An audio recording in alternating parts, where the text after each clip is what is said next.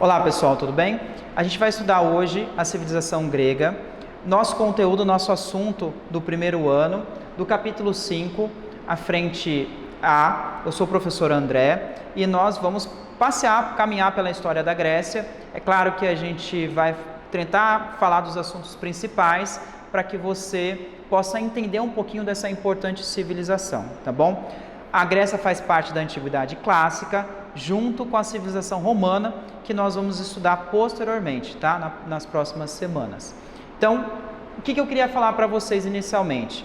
Que a Grécia, ela tem geograficamente, a Península Balcânica, né? Se você pegar o mapa ali no sul da Europa, ela é um terreno muito acidentado. Então, ali você tem muitas montanhas, né? Não tem tantas terras férteis, é bem acidentado, e muitas ilhas, né?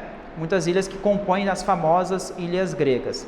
E ali, naquela região, é que chegaram esses povos que a gente fala que são povos indo-europeus e começaram o processo de povoamento da Grécia. E eu destaquei aqui os aqueus, os dórios, os jônios e os eólios. Esses povos, eles chegam em algum momento ali na Península Balcânica e também a civilização cretense vai desenvolver na ilha de Creta, que é a maior ilha da região, ali no mar Mediterrâneo, no mar Egeu, e realmente vai começar um povoamento muito diverso. Inicialmente, essa civilização da ilha de Creta, ela vai predominar, ela vai se desenvolver bastante, junto com algumas cidades da Península Balcânica, e vai formar uma civilização bastante desenvolvida, que é a civilização creto-micênica. A história da Grécia, a gente costuma dividir em períodos, tá? Com a formação dessa civilização creto-micênica, que era uma civilização bastante desenvolvida no comércio marítimo, que se baseava na talassocracia, que o governo estava ligado aos grandes comerciantes marítimos, a gente fala que ela vigorou, que ela existiu no período pré-homérico, tá? Então, realmente, ela alcançou um desenvolvimento muito grande, só que ela encontrou um grande problema também. Quando os dórios, que eram um povo extremamente beligerante, um povo guerreiro, eles chegaram na região, eles começaram a atacar as cidades, e esses povos que até então tinham estabelecido cidades, tinham estabelecido povoamento, um sistema econômico, um sistema comercial de bastante destaque, fugindo dos dórios, que inclusive foram os fundadores da cidade de Esparta, uma cidade guerreira, uma cidade temida, depois, esses povos acabaram fugindo. Então, de uma civilização no período pré-homérico, a creto-micênica, que havia se formado, com a invasão dos dórios, esse povo guerreiro, vai causar a fuga desses povos, dessas cidades, para o campo, o que a gente chama da primeira diáspora grega. Então, a primeira diáspora grega, causada pela invasão estrangeira, pela invasão dos dórios, ela pôs um fim no período pré-homérico. O período pré-homérico, então, marcado pela civilização, pelo povoamento da Grécia e pela formação da civilização creto-micênica até a chegada dos dórios. Com a chegada dos dórios, começa o período homérico. Esse período recebe o nome de homérico por causa do Homero, aquele poeta grego da antiguidade, que até onde a gente sabe, ele ditou as obras A Ilíada e a Odisseia. São duas obras bem famosas da literatura mundial. A Ilíada contando a história da Guerra de Troia, né, a famosa Guerra de Troia, que tem filme para vocês assistirem, e a Odisseia contando a história do retorno de Ulisses, depois da Guerra de Troia, para a sua terra natal, Ítaca. Então, essa faz parte, é a base da literatura ocidental. Se você não leu, se você não assistiu os filmes, é legal que você faça, tá bom? Então, esse período homérico, o que aconteceu? Com a invasão dos dórios, houve um êxodo, né, urbano, a saída das cidades, da onde existia ali uma civilização mais complexa, onde existia comércio, para o campo. Então, essas famílias que fugiram para o campo formaram os genos. Os genos eram núcleos familiares, comunidades gentílicas, onde ali você não tinha uma ideia de propriedade privada mais, né? Então a gente tem uma ideia que houve um certo retrocesso civilizatório com a invasão dos dórios. Esses genos, com o passar do tempo, eles foram de pequenos núcleos familiares, pequenas comunidades gentílicas, familiares, eles passaram a se desenvolver, a crescer e a se unir com outros gêneros, formando as fátrias, que já são núcleos maiores. As fátrias se uniram e formaram as tribos. As tribos se uniram e surgiram as cidades gregas. Essas cidades elas vão se consolidar no próximo período, que é o período arcaico. O que eu preciso entender nesse processo? Que com o crescimento dos gêneros, que se tornaram fátrias e depois tribos, e depois, por fim, as polis, as cidades gregas, você vai ter uma divisão de classes e você vai ter pessoas que não têm mais condição de sobrevivência. E essas pessoas que não têm muita condição de sobrevivência, por causa de uma certa desigualdade social que vai gerar nessa sociedade em crescimento, você vai ter a segunda diáspora grega. A segunda diáspora são pessoas saindo desses núcleos, dessas fátrias, dessas tribos, dessas cidades, buscando melhores condições. Então a primeira dispersão, a primeira diáspora foi por um motivo militar, a invasão dos dórios. A segunda diáspora, a segunda dispersão é mais um motivo econômico-social. Pessoas que perderam as suas condições de vida, que ficaram abaixo da sociedade com o crescimento dos gêneros, onde inicialmente não tinha essa divisão, mas depois formou-se essa divisão e que vão buscar melhores condições de vida. O terceiro período a gente chama de período arcaico. O período arcaico é um período muito importante da história grega. Por quê? Porque você vai ter a consolidação das polis, das cidades gregas. E aqui eu preciso abrir um parêntese para falar que as cidades gregas eram cidades independentes, eram cidades-estado. Elas faziam parte de algo que a gente chama de mundo grego, porque elas preservavam a cultura, uma cultura parecida, uma cultura similar. Só que elas tinham o poder, o governo de forma independente. Falar que as cidades gregas, as polis, eram cidades-estado, é dizer que cada cidade tinha a sua forma de governo independente uma da outra. Não existia uma ideia única, centralizada de poder. Isso é bem importante você lembrar agora. As duas cidades que mais se destacaram foi a cidade de Atenas e a cidade de Esparta. Geralmente, é bom que você saiba comparar as estruturas dessas duas cidades. Por exemplo, Atenas evoluiu de um sistema centralizado de poder para a primeira democracia da história, a primeira noção de cidadania da história, a noção que os cidadãos podem participar da política, principalmente com reformadores, legisladores como, por exemplo, Péricles. Agora, o que você precisa entender é o seguinte: apesar de Atenas ser uma cidade democrática, evoluir para uma democracia, a democracia ateniense ela excluía os estrangeiros, excluía os escravos, excluía as mulheres também. Só quem poderia ir para o local público de discussão política, a ágora, e realmente tomar as decisões através de uma democracia direta, através do voto, eram os homens nascidos em Atenas, os cidadãos atenienses. Esses tinham o direito de participar das decisões políticas. Mas já é uma evolução, porque enquanto Atenas era uma democracia limitada, a cidade de Esparta, a outra cidade importante, ela era governada por uma pequena oligarquia militar. Na verdade, Esparta era uma diarquia governada por 2 reis e que eram representantes do exército, que eram militares destacados.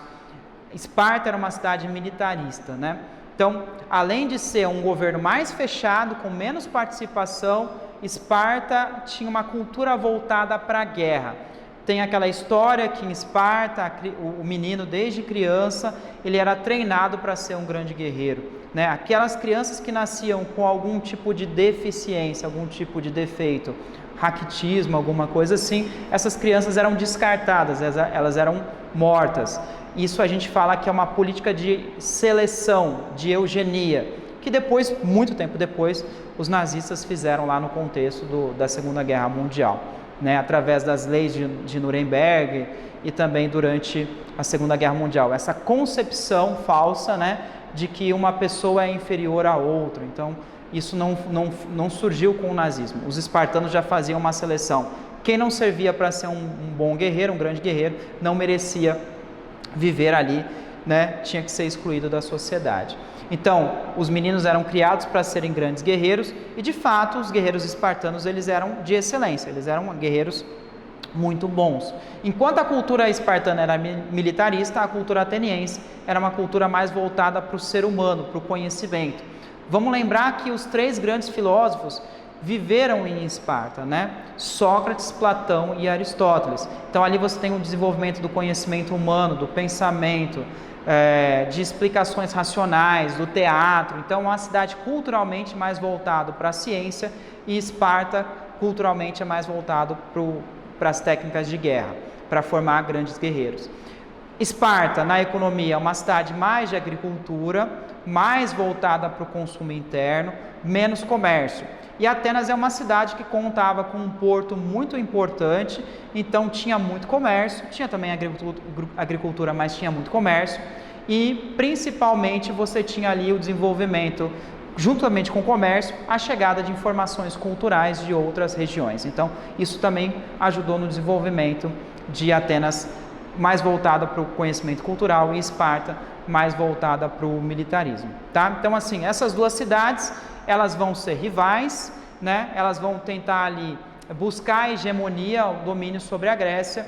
Em algum momento elas vão conseguir, mas lembrando que eram cidades independentes, eram cidades-estado, tá bom? Bom, aqui nós vamos ter o próximo período, depois do período arcaico, que é o período clássico. O que vai acontecer? O período clássico a gente fala que foi o auge da Grécia, tá? Foi o período mais importante que a Grécia viveu, principalmente do ponto de vista cultural. No período clássico nós temos as guerras médicas, quando os persas tentaram invadir a Grécia, e assim eles foram derrotados, os persas foram derrotados pelos gregos em várias batalhas. Essas guerras médicas, com a vitória dos gregos liderados por Atenas, fazem com que Atenas se torne uma cidade hegemônica, uma cidade dominadora, através da sua confederação de cidades, que era a Confederação de Delos. E Atenas começa a cobrar impostos sobre as outras cidades, e a cidade de Esparta não vai aceitar. Ela vai formar a própria confederação de cidades, que é a Confederação, a Liga do Peloponeso, e após as guerras médicas, passa-se um certo tempo, que as guerras médicas, né, de gregos contra persas, e a expulsão dos persas. Agora você vai ter a guerra de gregos contra gregos, ou seja, da Confederação de Delos, liderado por Atenas, contra a Liga do Peloponeso, liderado por Esparta. A ideia dos espartanos era acabar com a hegemonia ateniense, que tinha começado depois da vitória sobre os persas, e eles conseguem. Eles derrotam a Confederação de Delos e começa ali a hegemonia espartana. Por que isso não é bom para a Grécia? Não é bom porque Atenas era a cidade dos pensadores. A cultura ateniense ela era mais destacada, e a derrota de Atenas faz com que a cultura grega caia em declínio, faz com que a civilização grega antiga caia em declínio também. Depois até você tem uma terceira hegemonia, que é de uma outra cidade, a hegemonia tebana, mas o que você precisa entender é que com a derrota de Atenas na Guerra do Peloponeso, você tem ali de fato o declínio da civilização grega. O auge foi o período clássico, e entrando no período helenístico, você já vai ter ali a Grécia sendo dominada por outros povos. Na verdade, o que vai acontecer é o seguinte: ao norte da Grécia tem a Macedônia, o rei Filipe II inicia o domínio da Macedônia sobre a Grécia, e o seu filho Alexandre Magno, Alexandre o Grande, conclui esse domínio, unifica a Grécia e começa a conquista de outros povos. Então, Alexandre unificou a Grécia no período helenístico. Depois, ele iniciou uma conquista para o Oriente, vai conquistar os persas, que tinham tentado invadir a Grécia e não conseguiram, e agora vão ser conquistados pelo Império Macedônico de Alexandre o Grande, e ele vai chegar até na Índia, e ali ele vai ser derrotado, tá? Mas isso foi muito importante, por quê? Porque esse domínio de Alexandre da Macedônia sobre a Grécia, essa conquista que ele faz sobre o Oriente, faz com que a cultura grega se propague e se misture com a cultura do Oriente, formando o que a gente chama de cultura helenística.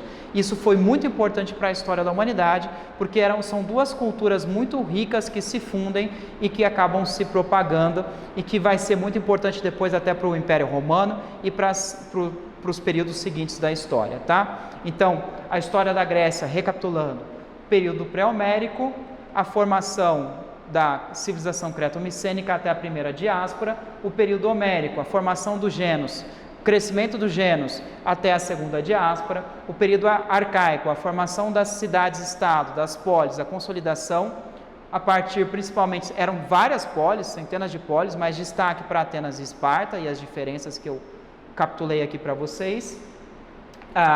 O período clássico, que é o auge, guerras médicas, né, vencendo os persas, os gregos vencendo os persas, e depois a guerra do Peloponeso, Atenas contra Esparta, vitória dos espartanos, declínio da cultura grega, e o período helenístico, quando Alexandre conquista a Grécia e difunde a cultura grega para outros povos, tá? Por que a gente estuda a Grécia? Por que a Grécia é tão importante? Por causa do legado cultural. Quando você fala de Grécia, você fala de uma civilização que deixou a base histórica cultural basicamente para o mundo ocidental. Nós temos a democracia, nós temos a filosofia, o teatro, a arte grega, que até hoje é mundialmente reconhecida.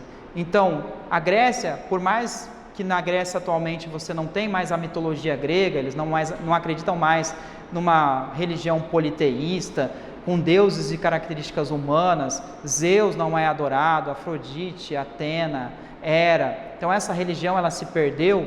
Apesar disso, a influência grega para o mundo hoje é uma influência muito grande e é inegável, né? Qualquer nação que busque a participação popular, ela institui um sistema chamado democracia.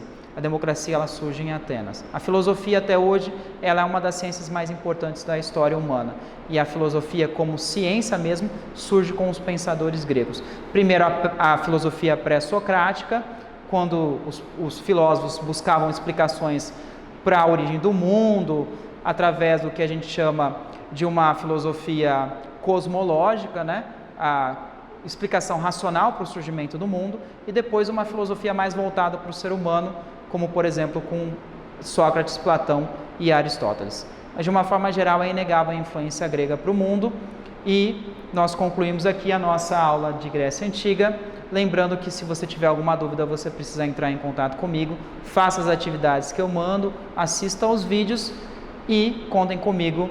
Até a próxima aula.